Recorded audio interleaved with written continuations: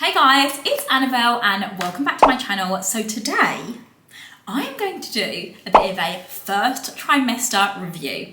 The truth about the first trimester. This is not what I thought it was going to be. We're not all butterflies and rainbows and positivity. We're the truth. We're here for the truth. I honestly feel like before I was pregnant, I did not hear anybody talk really truthfully about how hard and how difficult it can be when you are pregnant. Like, I feel like all I saw was people online like, ooh, here's my bum. And it was like all cutesy and it was like, we're pregnant. That wasn't how I was feeling. Like, I was dying. I wrote down some points so I remember everything for you. So overall, it's not been great. Wouldn't recommend it to a friend, okay? I'm gonna be honest with you. My thought of how I would be in pregnancy, number one, I definitely thought I'd be working out. I saw people that were working out up until, 8 months pregnant, and I genuinely thought that was gonna be me and I wanted to stay fit. But once 6 weeks hit me, so once I got to about, 6 weeks pregnant, all of the symptoms started to come on. I don't know if it was gradually, pretty abruptly. At first I started to feel a little bit nauseous. I started to feel a little bit bloated, tired. The tired was the worst thing because we were actually on holiday and we were in New York and I was dead. I was dying. I would have been like, we've got to go back to the hotel and I've got to take a nap. But then the sickness. When I tell you about this sickness. So when I read about pregnancy and I heard about pregnancy, everybody says morning sickness. So I'm like, okay, morning sickness. It is not morning sickness. It's all day sickness, everyday sickness. Why are we calling it morning sickness? Because this has not just been in the morning. Because it was called morning sickness, I thought you felt sick for a bit in the morning, maybe you'll be sick and then you'll be fine. But I was just, personally for me, I know everyone's different, I was personally never fine. So I was all day sickness, I would wake up, I would feel so sick. Feeling nauseous for months on end is honestly not for the faint-hearted. That could break a girl. That is not easy. That is so hard. So at first I would start being sick and I was being sick once a day. And then it kind of ramped up. And then it was like, we're being sick twice a day. Then it was like, if you even move or go to the toilet, you are gonna be sick. So unless I was laying down horizontal, not moving, I was being sick. To be honest, I think that I might have that HVG. I think that I might have that because mine was very extreme. I was being sick 3 times a day, 4 times a day, which is brutal and just not good for you. So in the end, they actually gave me medication. So they put me on medication and with the medication, I can get through life. No, that's not true. I can survive and I'm sick maybe once a day when the tablets start to wear off. But without the medication, can't lift my head off the pillow, can't walk around, can't go to the toilet, can't even take the dog for a walk. Joey's had to take the dog out, can't do anything. So this girlie that was gonna be working out through her pregnancy, still going to F45, going to Pilates, that dream was long gone, unfortunately. I literally haven't been able to do anything. I can barely make it round the park. Honestly, kind of a hard pill to swallow of something that how you thought something was going to be, and then that has been totally taken, that choice has been taken away from you, and that is not even an option. So my tips are get your husband or your partner or whoever it is to try and bring you a little something. So I would have crackers and cheese, crackers with cheese on top, and Joey would bring that to me and I would eat that before I even got out of bed. So you've kind of got something in you before you've started to walk around, and that did definitely help. And then you need to try and keep eating a little and often throughout the whole day. 4.5 weeks to 5 weeks, I really could feel the tiredness coming in. I am not a napping girl.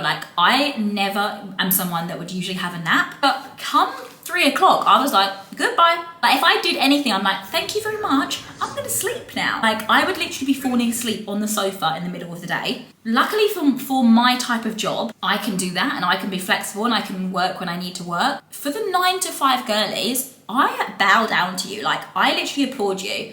I could not have survived. I am almost certain I would have had to leave my job. I don't know, I was being sick all day, every day. I was so tired that I couldn't even keep my eyes open. But the most tired that I've ever literally felt in my whole life was in the first trimester. One of the first things I noticed was weird little twinges, little pains. And because you're newly pregnant, you're also kind of nervous. So you feel a little pain or you feel a little twinge and you're like, is that okay? Should I be feeling that? Is something going wrong? But every single time I looked it up and I Googled and I spoke to the doctor, your body is doing crazy shiz. Like, it is growing a new organ. You are growing a baby, so your things inside your body are moving, they're stretching. So it's all totally normal. You're gonna feel pains, you're gonna feel twinges, you're gonna feel new, like random things in your body all the time, every day, and you're gonna be like, is that okay? But most of the time, you're all good. My dog is literally barking in the background. Teddy, quiet please. I feel like as well, something that is not talked about enough is how lonely you can feel when you are in your first trimester. So you could feel, for me, I think it probably was, feel the worst I've ever felt in my life. So with like the sickness, all day nausea, can't do anything, so tired, so stressed and anxious. Like it can be one of the worst times that you've ever felt in your life. But you also usually are not telling anyone. So you're not telling anyone, you're feeling terrible, and you're just trying to pretend that you're fine and that you're normal and that you're okay. And you have, apart from like your partner or your husband, there is no one like that you have to talk about it to. You just gotta pretend. You're pretending that you're fine to everyone.